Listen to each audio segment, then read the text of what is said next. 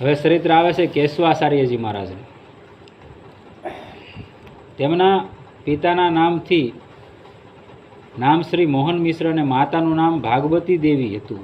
તેઓ સનાઈટ બ્રાહ્મણ પરમ ભાગવત શ્રી વિષ્ણુ સ્વામી સંપ્રદાયના અનુયાયી ગોપાસલ ગ્વાલિયરની પાસે એક ગામના નિવાસી હતા. ઘરમાં વિરાજમાન શ્રી ઠાકોરજીની સેવામાં તેઓ તલ્લીન રહેતા હતા કે તેમને સંસારના સુખ દુઃખોનું ભાન જ ન રહેતું હતું. જોકે ઘર ઋષિ સિદ્ધિઓથી પરિપૂર્ણ હતું, તેમ છતાં દંપતી પ્રેમધનથી ધનવાન હતા. સેવાતર દંપતીને 50-55 વર્ષનું આયુષ વ્યતીત કર્યા બાદ ભગવત પ્રેરણાથી સંતાનની અભિલાષા થઈ. ફળ સ્વરૂપ મહર્ષિ કશ્યપની આજ્ઞા અનુસાર માતા અદિતિએ જેમ પયોવ્રત કરીને પુત્ર રૂપે શ્રી વામન ભગવાનને પ્રાપ્ત કર્યા, તે જ પ્રમાણે આ દંપતીએ પણ સવિધિ પયોવ્રતનું અનુષ્ઠાન કર્યું અને વ્રતની સમાપ્તિ પછી સ્વપ્નમાં ભગવાને સ્વયં પુત્ર રૂપે પ્રગટ થવાનો સંકેત કર્યો. આજે પણ આ બધું થઈ શકે, પણ જે કોઈ વૈષ્ણવ હોય, વૈષ્ણવ દીક્ષા લીધેલી હોય, એની પાસે દીક્ષા લેવી પડે. અને આનું જેમ સેમ અનુષ્ઠાનના જાણનાર કોઈ સંતો હોય એની પાસે આનું પયોવ્રતનું અનુષ્ઠાન લેવું પડે. એટલે કદાચ તમારા નસીબમાં ઘણા એમ કે ભાઈ ભાગ્યમાં નહોતું ન જ છું, એવું કાંઈ છે નહીં. ભાગને પલટવાની શક્તિ આમાં છે પયોવ્રતમાં ને. પણ આજના માણસને હું દોરા ધાગા કરાવવા, કોઈક ભરમાવી ગયા તો ન્યાય હેરાન થવું, દાણા જોવરાવવા, આજનું એક આધુનિકતા એ ફેલાઈ ગઈ. આપણે એવું નથી કહેતા માતાજી કે એ પરાઅંબા છે, આપણે એને કોઈ કરવું પડે અમારી જેવા અજ્ઞાની. હકીકત નહીં તો એક વિચારે જેવો વિષય છે ને કે ભાઈ જગદંબા છે, એ જગતજનની છે, એને એક પલકમાં આ દુનિયાનો નાશ કરવો એથી કરી નાખે. ભાઈ એ માણસના શરીરમાં આવે ખરા? સમજ્યા જેવો વિષય છે. એક આ વીજળી છે, વીજળી એ માણસની બનાવેલી છે, બરાબર? હવે એને એક આપણે માણસ જ એને અડીએ તો આ માણસની બનાવેલી શક્તિ વીજળી છે. માણસે જ ઉત્પન્ન કરીને, ભગવાન તો કાંઈ ઉત્પન્ન નહોતા કરી ગયા અહીંયા, કોઈ માણસે જ ઉત્પન્ન કરી, વૈજ્ઞાનિકોએ. તો એ માણસની બનાવેલી વસ્તુને જો આપણે અડીએ તો આપણને મારી નાખવાની એમાં શક્તિ છે. તો ઓલી તો અખિલ બ્રહ્માંડની જનેતા છે. તો હારો આ ભવા ધોણે જ છે બહુ. પણ એ હું છે એ વિચારે જેવી વસ્તુ છે. હાવ નહીં તો આપણે ધૂણો લ્યો કેમ ધૂણા હે? પણ એ કંઈક હશે એમાં, મતલબ છે ખરું. હાવ નહીં એમ તો નહીં કહી શકાય, કેવા હે તો આપણે ધૂણવા જોઈએ. હાલો, પણ આપણે દાખલા 3 વાગતા હોય તોય ન હલીએ, એનું શું? પણ વાત તમારી હાશી, આપણે સમજીએ છીએ કે ભાઈ આપણે ન હલી, એ ગમે કાંઈ એમાં છે ખરું રહસ્ય, એમ તો ખરું રહસ્ય છે. બાકી આમ આપણે નથી માનતા કે ભાઈ માતાજી હાલો. તો ઘણા આપણે તો જોયેલા છે, આટલી આયુષની અંદર ઘણા બધા એવું જોયેલું ભુવાન. તો એ એમ કે વાયદા આપે, ખબર ભુવા હોય કે ભાઈ જાતો એટલા ટાઈમની અંદર થઈ જાય. તો હું માતાજીને કોઈને પૂછવા જવાનું હોય? હાલો, શ્રદ્ધા હોવી જોઈએ, અંધશ્રદ્ધા ન હોવી જોઈએ. એમ નથી, વિષય નહીં, શ્રદ્ધાનો વિષય એવા દાખલા તો ઘણા મારી પાસે છે. પૂછવા જવાનું હોય માતાજીને, એ પેલા મને કહો. ઊભા નથી રહેતા, ભવા ધૂણતો ભાગી જાય, ઊભો ન રહેતો એટલે પોલીસ વાળા આવે તો એમાં દાખલા માંડ્યા કે આખી રાત દાખલા પેલા શોખ બહુ હતો જોવાનો, તે દાખલા વગાડ્યા આખી રાત ને કાંઈક કારણ હતું એ ઓલામાં બાંધીને મૂક્યો ને સવારે આમ મહણમાં મૂકવા જવાનું. વાગતા ગાલતા ને ભવા ધૂણતા ધૂધકારા મારતા ને આપણી જેમ કેળે મહણમાં જાય ને ઓલા ભાઈનું એક ખાતર પીડ્યું. બીજા બધા જોવા વયા આવ્યા ને વાહે ઓલે એ લાગ લઈ લીધો કોકે, અને ઓલે તરત ફોન કર્યો પોલીસ સ્ટેશન. તો ઉઘાડું હોય, ફોન તો ઉપાડે કે ભાઈ અમારે આમ થયું ને ખાતર પીડ્યું છે. ઓલી સવારમાં આમથી ગાડી આવી, ફોજદારને બેસાડ, પોલીસ, અને અહીંથી ટોળી જાય ક્યાં આપણે તળાવે.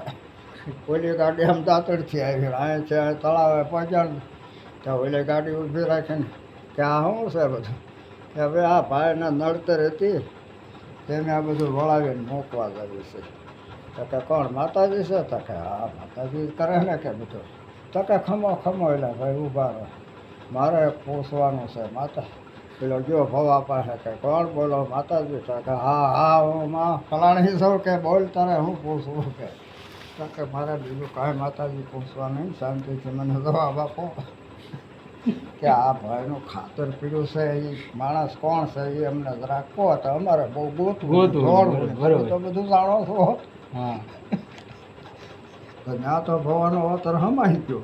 અને ઓલ્યા બળા લઈને ઉતર્યા ને ત્યાં ઓલો આવેલે ત્યાં ભાગી ગયો ને ભવાય ભાગી ગયા ને જરા હાથમાં આવ્યા ને અને બળા ઝટકાવી દીધા કે એટલે આવા જતીન કરો આપણો ગામમાં ખાતર આપણો પડે. આપણે કહેવાનો મતલબ એ છે એને નમસ્કાર કરાય એ જગતજનની છે એ આપણી માં છે એને એમ ન કે ભાઈ તું આમ ને તું તેમ ને એ ભલામણ અખિલ બ્રહ્માંડની બોલે કે ભામોદરી છે એને નમસ્કાર કરવાનો એને પ્રણામ કરી લેવાય માતાજી ભાઈ છે, એની સામે એમાં તર્ક તો વિતર્ક કરવાને એને તુકારા કરવાનું એ કઈ આપણે તમારી હેસિયત છે તમે કઈ ગજાના માણસ હો ભાઈ એને તમે તુકારા કરો ને તું આમ ને તું તેમ ને આપણી કોઈ હેસિયત જ નથી ખોટી વાત છે એટલે કહેવાનો મતલબ એ હતો કે કોઈ પણ વ્રત એવા બધા છે કે એનાથી આજના સમયમાં પણ કોઈને સંતાનહીનતા હોય એવું હોય તો આ પયો વ્રતનું અનુષ્ઠાન કોઈ પણ લે તો એને સંતાન થાય અને આ થયેલા હે અરે ટેક વાળો હોવો જોઈએ. ટેક એટલે એની જે આ વ્રતની ટેક હોય ને એ ટેકે જ જીવવું પડે અમુક સમયની અંદર 6 મહિનાનું આ પયો વ્રત આવે થાય જ તે સંતાન પ્રાપ્તિ પયો વ્રતના બીજા જ વર્ષે કારતક શુક્લ બારસના દિવસે શ્રી મોહન મિશ્રને ઘેર પુત્રનો જન્મ થયો અને શ્રી કશ્યપજીએ શ્રીમદ ભાગવતમાં પયો વ્રતને વ્રતમ કેશવ તોષણમ કહ્યું છે પયો વ્રતથી જ સંતુષ્ટ થઈને સ્વયં કેશવ ભગવાન શ્રી ભાગવતી દેવીની કુખથી અવતર્યા અને તેથી બાળકનું નામ કેશવ રાખવામાં આવ્યું બાળક કેશવ પોતાની અલૌકિક લીલાઓથી માતા પિતાને આનંદિત કરવા લાગ્યો એક દિવસ શ્રી મિશ્રજીએ ભગવાનનો ભોગ ધરીને ધ્યાન ધરતા કહ્યું વાસુદેવ પ્રસાદાનમ સર્વે ગૃહણંતુ વૈષ્ણવા અર્થાત હે વૈષ્ણવો ભગવત પ્રસાદ ગ્રહણ કરો આંખ ખોલી તો જોયું કે બાળક કેશવ પ્રસાદનો સ્વાદ લઈ રહ્યો છે બાળકને યથાસમય યથાવિધિ અન્નપ્રાશન મુંડન ઉપવિત વગેરે સંસ્કારના આનંદપૂર્વક સંપન્ન થયા કેશવે પોતાના વિદ્વાન પિતા દ્વારા જ સમસ્ત વેદ શાસ્ત્ર પુરાણ ઇતિહાસ વગેરેનું અધ્યયન કર્યું અને ત્યાર પછી સાધન સાહ્ય સહસ્ત્ર પુરાણ ફળરૂપી શ્રી ભાગવત વિચાર કરીને શ્રી કેશવજીએ પોતાની અનિચ્છા પ્રગટ કરી શ્રી પિતા શ્રી મોહન મિશ્રજી બાળકના સંસારથી વૈરાગ અને પ્રભુ શરણોમાં અનુરાગ જોઈને હૃદયથી તો બહુ સંતુષ્ટ હતા પણ છતાં પુત્રની દ્રઢતાની પરીક્ષા લેવા માટે તેમણે કહ્યું બેટા કેશવ તમે 3 ઋણોથી મુક્ત થયા વિના બાળપણમાં જ વૈરાગ્ય ઉચિત નથી ત્યારે શ્રી કેશવે કહ્યું કૌમાર આશ્રયતા પ્રાજ્ઞ ધર્માન ભાગવતા નિહમ અર્થાત કુમાર અવસ્થાથી જ વૈષ્ણવ ધર્મનું આચરણ કરવું જોઈએ આ પ્રહલાદનું વાક્ય છે દેવર્ષિ ભૂતાપ્તન નૃણામ પિતॄણામ ન કિંકરો નાય મૃણી સરાજનમ સર્વાત્માના યહ શરણ્ય ગતો મુકુંદમ પરિહદ્યત કરતમ અર્થાત ભગવાનના શરણમાં જનાર કોઈનો પણ ઋણી રહેતો નથી ઋણ આપણી માથે હોય જ તે આ સંસારમાં રહીએ તો ચાર જાતના અલગ અલગ ઋણ આવે આપણી માથે એ ચૂકવવા પડે તો જ આપણે મુક્ત થઈ શકીએ પણ વૈરાગ્ય દીક્ષા લઈ લીધી પછી એને પિંડદાન હોય જ કરાવી નાખે ને પોતાનું એ ક્યાં કોઈનો ઋણી રહ્યો એનો ઋણી રહે આ ચાર કયા આપણે ઋષિ ઋણ આવે માતા પિતાનું ઋણ આવે પિતૃ ઋણ આવે અને આ પૃથ્વીનું ઋણ આવે હા 4 ઋણ આપણી માથે ઋષિનું ઋણ આ શાસ્ત્રોનું અધ્યયન કરવું પડે મા બાપની સેવા કરવી પડે અને પિતૃને તર્પણ કરવું પડે આજનું શું થઈ ગયું કે ભાઈ આપણે નાના હોય ત્યારે આપણને મા બાપે ઉછેરીને મોટા કર્યા બધી ફરજ અદા કરી અને આજનો યુવાન છે અત્યારે હાલની સર્વિસમાં કેવી બોલું થઈ ગયું ખબર કે એના મા બાપને રાખવા મુશ્કેલ થઈ જાય હવે જ્યારે એને મા બાપને જ્યારે બાળકની જરૂર છે એના છોકરાની જરૂર છે ત્યારે જ એને મા બાપ ખટકે ઓલી બાય આવે એટલે તરત કે ભાઈ તમારા મા બાપ આપણી ભેગા નહીં જ ચાલે પણ જેને જરૂર હોય એની વાત છે પછી નડે છે હે કામ કરતા મા બાપ થાય ને બંધ થાય ને પછી નડવા મળે નહીં એવું કાંઈ નથી એ સમજણ ફેર હોય હા. સમજણ ફેર હોય ઈ. મા બાપ કામ કરતા બંધ થાય તો એવું છોકરો કામ કરે, કામ ઉભા રહો કરે, વાંધો નહીં. હું તમને એનું પછી, ઉદાહરણ આપું હા, છોકરો 18 વર્ષનો નો થયો હોય હા. 10-12 વર્ષનો થાય આમ 12-15 વર્ષ સુધી આપણને કાંઈ રળીને ન દેતો બરોબર આમ તો 18 વર્ષ સુધી ભણીને તૈયાર થાય અત્યારના યુગ પ્રમાણે આપણે ભણાવી ગણાવી કોલેજ આ તે બીજું ત્રીજું કરે છે 18 વર્ષ ખાઈ જાય 18-20 વર્ષ સુધી આપણને શું આપે કાંઈ આપણે એને 20 વર્ષ સુધી કાંઈ માગ્યું એની પાસે હા. હે નહીં મળે. તો આપણે 60 વર્ષે તો અત્યારે ફડાઈ થઈ જાય બરોબર તો એને આપણને રાખવાના કેટલા વર્ષ છે 20 વર્ષ વાહેલા આપણને એને રાખવાના છે એમાં 50 વર્ષ સુધી આપણે બળ કરતા હોઈએ બેહવાના તો 5-7 વર્ષ જ હોય. થઈ જતો તો વાંધો ને 2 જણા રાજી થઈ જાય પણ આવું જો ને. પણ આપણને એને રાખવાના 5-7 વર્ષ છે. 5-7 વર્ષ થાય. એમાં એને આપણે બોજ બની જાય. આ એની શું છે સમજણ ફેર છે. એક 2 જણા હતા બરોબર, તે એની માં હોય ને એને એનો છોકરો એક પાત્ર હોય ધૂળવાળું, એમાં રોજ ખાવાનું આપતું હોય, નોખી એની માન રાખતો હોય. તે એ છોકરાને ઘરે છોકરો હતો. તે એની માને કહે કે આવું નાઈ, એની માં હળુક દઈને મૂકી એની માને કહે કે કેમ, એ કે ફૂટી ન જાય, કે શું કામ, એને તારે શું કરવું, એમ ઠીકરાનું હતું ને પાત્ર, એને એ કે ફૂટી ન જાય, એ કે એને શું તારે કરવું. એ છોકરાને એની માએ એમ પૂછ્યું, એ કે તમે આ દાદીમાને ને દાદાને એમાં ખાવા આપો, એટલે આમાં તમને પાછું અમારે આમાં જ આપવાનું છે, એટલે કે ફોડી ન નાખતા. છોકરો બુદ્ધિ જાય. એટલે માણસ વિચારતો નથી. નકર હકીકતનો જે 55 કે 60 વર્ષની આયુષ્યમાં જે મા બાપને બાળકની જરૂર ખાસ હોય કે ભાઈ તૈયાર એની બુદ્ધિ થોડીક આમ તેમ વિકાસ થઈ ગયો હોય અને સંતુલન ન હોય, અને આખી જિંદગી આ શરીરને તોડી નાખેલું હોય. મારા સંતાન, મારી દીકરા દીકરી, આ તે મહેનત કરીને તોડી નાખ્યું હોય. હવે જે સમયમાં 5-7 વર્ષ પોરો ખાવાનો હોય એ સમયમાં એને વૃદ્ધાશ્રમમાં મૂકી આવે, અથવા તો એમ કે એમ પૈસાને આપી દઈએ, તો પૈસાની શું જરૂર હતી? આને તમારે આગળ કરોડો રૂપિયાની આશામી હોવ, તમારી આગળ પ્રોપર્ટી હોય. અર્થાત ભગવાનના શરણમાં જનાર કોઈનો ઋણી રહેતો નથી. શ્રી ભાગવતજીમાં આવેલા 9 યોગીશ્વરોમાંથી શ્રી કરભાજનજીના આ વાક્યનું પ્રમાણ આપીને પિતાએ નિવૃત્ત કરી દીધા.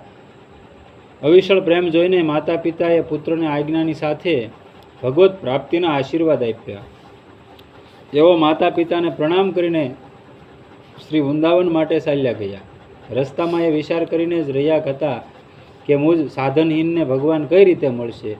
એ જ સમયે એક યાત્રીએ બીજાને પોકારીને કહ્યું, તમે શીઘ્ર જાઓ, તમને તમારો મિત્ર બોલાવી રહ્યો છે. આ ભગવત પ્રેરિત વાક્યથી અમને વિશ્વાસ થઈ ગયો કે મને અવશ્ય શ્રી પ્રભુ મળશે. પછી તો મનમાં શ્રી પ્રભુ મિલન સંબંધી અનેક મનોરથો થવા લાગ્યા, અને શ્રી વૃંદાવન પહોંચ્યા પછી એમનો એવો પ્રેમ ઉમટ્યો કે પ્રભુ દર્શન વિના તેમની એક એક ક્ષણ યુગ જેવી લાગી. આંખમાંથી સતત અશ્રુ વહેવા લાગ્યા, અને રાત દિવસ પ્રિયના વિરહમાં બેસેન રહેવાથી ખાવા પીવાનું છૂટી ગયું. શરીર અસ્થિર, પંજર માત્ર શેષ રહી ગયું, હાડક્યા જ રહી ગયા એમ એવું શરીર થઈ ગયું. દર્શનની લાલસાથી પ્રાણદેહમાં અટકી રહ્યા હતા. ક્ષણે ક્ષણે મૂર્છા આવવા લાગી.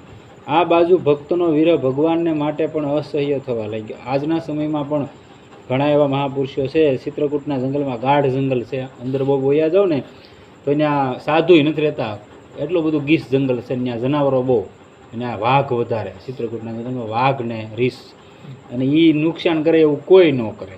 વાઘ ને રીસ નુકસાન કરે ને એવું, અને ઓલા સીતા, આવા જનાવર બહુ. એમાં એક ગીસ જંગલમાં એક માચ મારે એનું એને મેં સાંભળ્યાથી વાત કરતા હતા. એ કે 4 દિવસ સુધી નહીં ખાવાનું, કાંઈ પાણી નહીં પીવાનું, 2 સાઈડ થઈને પડી જતો. એ કે જવાન ડાયવા છે, પણ એ કે ભગવાનને એક ફરી અનુભૂતિ તો કરવી એટલે કરવી, અને કરી હતી એને. ન થાય એવું નથી પરમાત્મા. ક્ષણે ક્ષણે મૂર્છા આવવા લાગી. આ બાજુ ભક્તોનો વિરહ ભગવાન માટે પણ અસહ્ય થવા લાગ્યો. ત્યારે શ્રી પ્રભુની પ્રેરણાથી ગહ્વર નિવાસી શ્રી જ્ઞાનદેવજીએ આવીને આમને મૂર્છાથી સચેત કર્યા અને મંત્ર દીક્ષા આપીને શ્રી નિકુંજ વિહારી પ્રિયા પ્રીતમના દર્શન કરાવ્યા. કેમ કે આનું જે તૈયારી કરવાની હતી તો પહેલાં થઈ ગઈ હતી. હવે તો કોઈ ગુરુ દીક્ષા આપે ને મંત્ર પ્રગટ થઈ જાય એટલે તરત દર્શન થઈ જાય. કેમ કે તમે પહેલાં રામ રામ કે સીતારામ કે કોઈ પણ નામ જપનો આધાર લઈ લીધો અને તમે ભજન કરી નાખ્યું, તો પછી તમને કોઈ મહાપુરુષ આવીને ગુરુ દીક્ષા આપે એટલે તમારે પછી કંઈ શરૂઆતથી જ પાછું શરૂ નહીં કરવાનું, તરત તમને સાક્ષાત્કાર કરાવી જાય. એવા સિદ્ધ મહાપુરુષો હોય અથવા ભગવાનમાંથી તેમ છોડી દીધેલું હોય કે મારા ગુરુ મને પરમાત્મા ગોતી આપશે, મારે ક્યાંય ગોતવા જવા નથી, મારે રામ રામ કરવું, સીતારામ કરવું. તો એ ભગવાન જ તમારી બધી વ્યવસ્થા તમને કરી દે, અને એ તમને નાન્ય સાક્ષાત્કાર થઈ જાય. પછી સાંપ્રદાયિક રહસ્ય અને પરંપરા બતાવીને શ્રી ગોવર્ધનની તળેટીમાં નિવાસ કરીને ભજન કરવાની આજ્ઞા આપી અને આશીર્વાદ આપ્યા કે શ્રી હરિદેવજી તમારા પર પ્રસન્ન થઈને પ્રગટ થશે, જેથી જીવોનું કલ્યાણ થશે તથા શ્રી હરિદેવની સાથે તમારા સુયશનો વિસ્તાર થશે. શ્રી ગુરુદેવની આજ્ઞા શિરોધાર્ય કરીને શ્રી કેશવાચાર્યજીએ શ્રી ગોવર્ધનજીનો આશ્રય લીધો, અને શ્રી ગિરિરાજ ગોવર્ધનજીમાં તેમનો એવો અનુરાગ થયો કે તેમણે સ્વરસિત ગોવર્ધન શતકમાં લખ્યું છે કે અર્થાત શ્રી ગોવર્ધનજીથી પર હું કોઈને જાણતો નથી.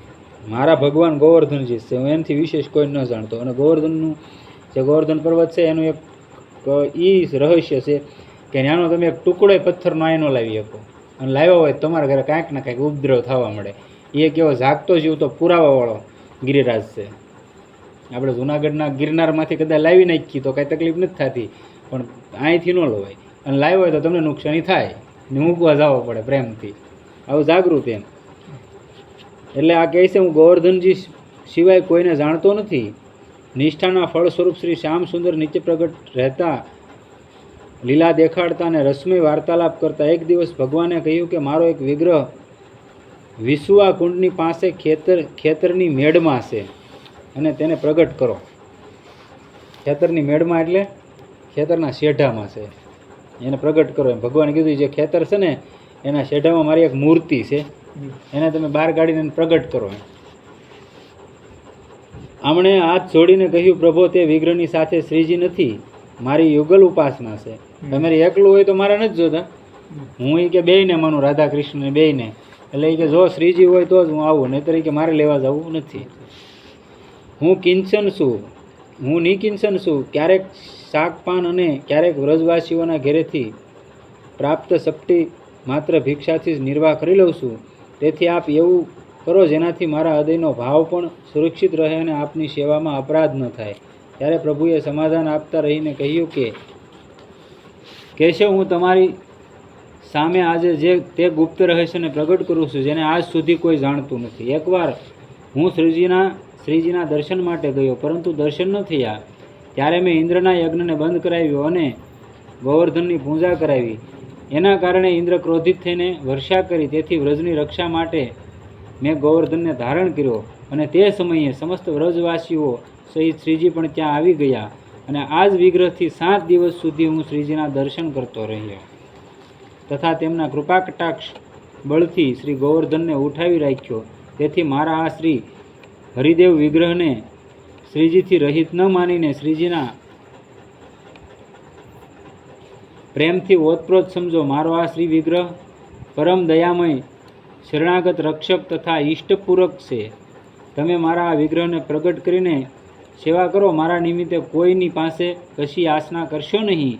મારી પ્રેરણાથી સ્વયં કોઈ જે કંઈ અર્પણ કરી દે તો તેનો સ્વીકાર કરી લેજો. શ્રીજી એટલે રાધાજી તે પાસે સ્વયં. ભગવાનની આજ્ઞા પ્રાપ્ત કરીને શ્રી કેશવાચાર્યએ લોકોને એકત્રિત કરીને બિસુઆ સ્થાન પર તે સ્થાન દેખાડ્યું જ્યાં વિગ્રહ હતો. ખોદવાથી પરમ સુંદર મૂર્તિ દેખાઈ, અને તે મૂર્તિને જોઈને ત્યાંના ઉપસ્થિત બધા લોકોને લાલચ થઈ કે આ મૂર્તિ અમે લઈ જઈએ.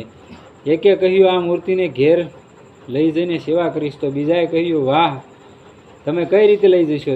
તે તો અમારા ખેતરમાંથી નીકળી છે, તેથી હું લઈ જઈશ. ત્રીજાએ કહ્યું હું જમીનદાર છું, તેથી ભૂમિના ગર્ભમાં પડેલી વસ્તુ પર મારો પૂરો અધિકાર છે, તેથી હું લઈ જઈશ. આવું બધું બાંધવા મળ્યા. જ્યારે આ પ્રમાણે પરસ્પર વિવાદ થવા લાગ્યો ત્યારે શ્રી કેશવાચાર્યજીએ દૂર હટી ગયા, અને કોઈ વિચારવાન વ્યક્તિએ લોકોને સમજાવતા કહ્યું કે જે સંતે તમને બોલાવીને રહસ્ય બતાવ્યું તેને પૂછીને જ નિશ્ચય કરો, અન્યથા તન ધન અને યશની હાનિ થશે. આ સાંભળીને તેને ધમકાવીને લોકોએ કહ્યું તને પંચ કોણે બનાવ્યો? પોતાનું ભલું ચાહતા હો તો ચૂપ રહો. તે બિચારો ચૂપ થઈ ગયો. એટલામાં આકાશવાણી થઈ કે એકલા જ જે આ વિગ્રહને ઉઠાવીને લઈ જાય તે જ આ સેવાનો અધિકારી થશે. જે આ મૂર્તિ છે ને એકલો માણસ લઈ જાય એ આની સેવા કરે, બધાય નહીં કરી શકે.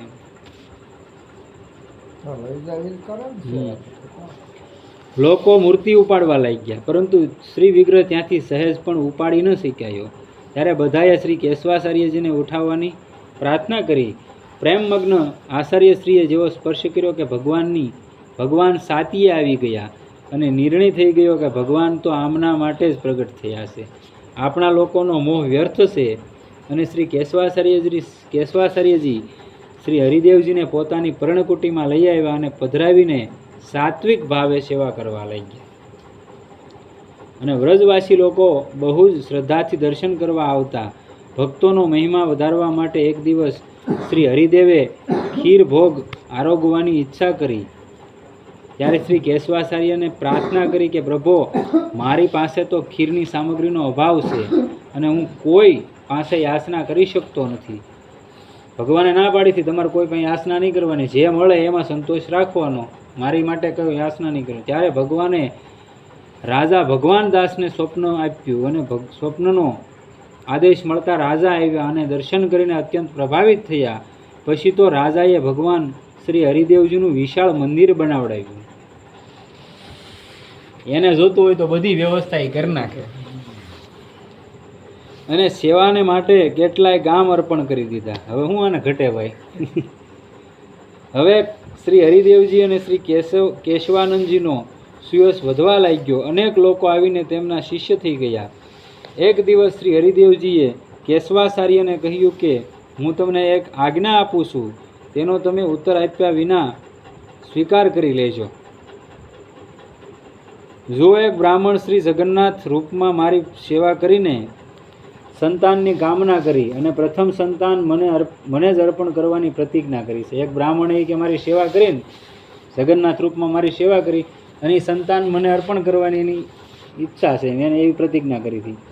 મારી આજ્ઞાથી તેને ત્યાં પ્રથમ એક કન્યા થઈ. તેને હવે તે મને અર્પણ કરી રહ્યો છે. તેને સ્વપ્નમાં આજ્ઞા આપી છે કે ગોવર્ધનમાં કેશવાનંદના રૂપમાં જ હું વિદ્યમાન છું, તેથી પોતાની કન્યા કેશવાનંદને જ અર્પણ કરી ગયો.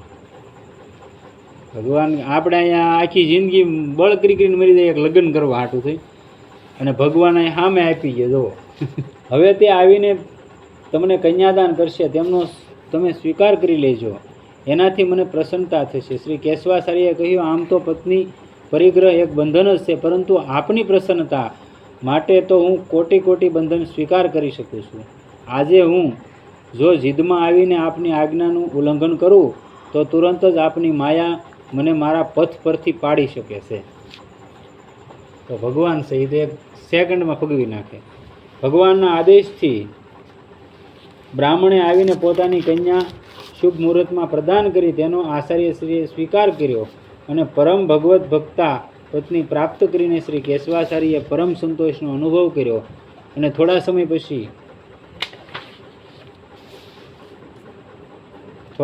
પછી તેમને પરશુરામ તથા બાલમુકુંદ નામના 2 પુત્ર થયા અને જેમની સાથે શ્રી હરિદેવજી રમતા હતા અને સેવા અને ભોગમાં તેમની ઈચ્છિત વસ્તુ લાવવાનું કહેતા હતા.